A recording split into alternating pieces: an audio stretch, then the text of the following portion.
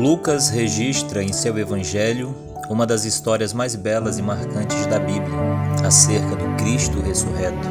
Após a crucificação, todos os que criam em Jesus se decepcionaram, pois aquele que se dizia ser a vida agora estava morto, e todos se dispersaram, pois Jesus tornou-se uma fábula para eles. No mesmo dia deste acontecimento, iam 2 discípulos para uma aldeia chamada Emaús, cuja distância de Jerusalém até Emaús era 11 quilômetros. A pé durava um dia e uma noite, viagem cansativa. Emaús pode ser descrita como a estrada da decepção, da falta de fé. Eles esperavam um triunfo magnífico e cinematográfico de Jesus sobre os romanos e judeus. Não aconteceu. Caminhavam tristes, vozes embargadas, corações esquartejados pela dor. Eles agora estavam regressando às suas antigas vidas, seus velhos pecados, enquanto os dois conversavam sobre essas coisas em uma discussão acalorada. Então Jesus se aproximou e os acompanhavam, sem eles perceberem. As decepções desta vida muitas vezes nos abatem, ao ponto de enfraquecermos de tal forma, até chegarmos ao óbito espiritual. Quais são os sintomas de alguém que está morrendo espiritualmente, você sabe? O primeiro sintoma é a distração. Os discípulos estavam em choque e não perceberam que quem lhes falava era Jesus. Eles foram os seus discípulos, mas os seus olhos estavam como que fechados. Eles estavam distraídos com as preocupações, amedrontados. Nos momentos das aflições, olhamos tão somente para as nossas lutas, para os montes tão altos, que nos esquecemos que Jesus Cristo está conosco e nos dará vitória. Supervalorizamos as nossas angústias e não enxergamos que Jesus está ao nosso lado. O segundo sintoma é a falta de fé, a incredulidade. Jesus lhes disse: "Que palavras são essas e por que estáis tristes?" E Cleopas disse: "És tu peregrino? Pois é tudo o que se fala em Jerusalém sobre Jesus, o Nazareno, pois foi um grande profeta, poderoso em obras e palavras diante de Deus."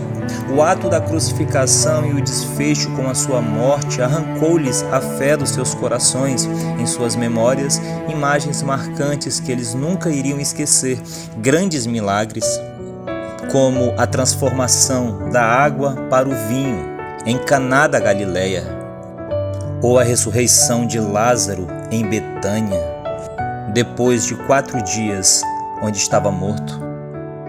A história da humanidade está dividida em antes de Cristo e depois de Cristo, mas Jesus não veio apenas para marcar a história.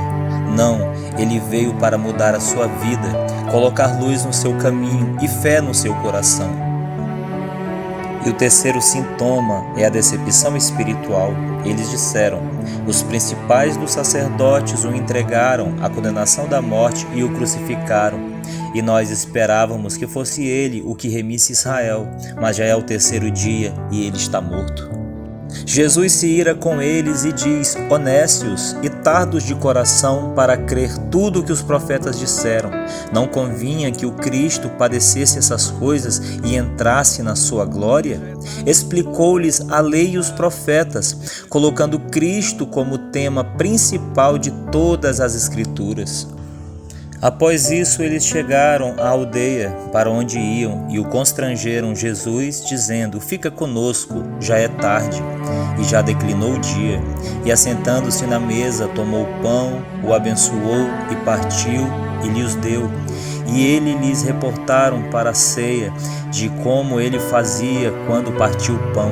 Os olhos deles se abriram e Jesus desapareceu. E eles disseram: "Porventura, não ardia em nós o nosso coração quando no caminho nos falava, quando nos abria as Escrituras?" Eles deixaram Emaús e voltaram para Jerusalém e acharam congregados os 11 discípulos que pregavam acerca da ressurreição.